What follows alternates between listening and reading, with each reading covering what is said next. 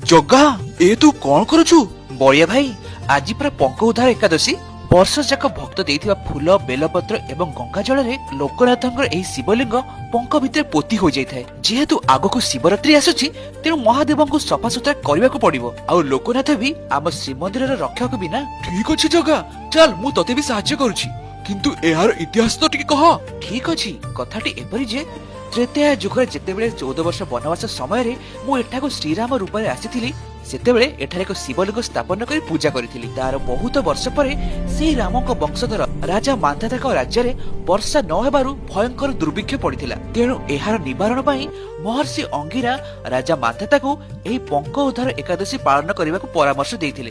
ଏହି ଏକାଦଶୀକୁ ପାପନାଶିନୀ ଏକାଦଶୀ ମଧ୍ୟ କୁହାଯାଇଥାଏ, କାରଣ ଏହି ବ୍ରତ କରିଲେ ପାପ ଧୋଇ ହେବା ସଙ୍ଗେ ସଙ୍ଗେ ମନସ୍କାମନା ମଧ୍ୟ ପୂର୍ଣ୍ଣ ହୋଇଥାଏ।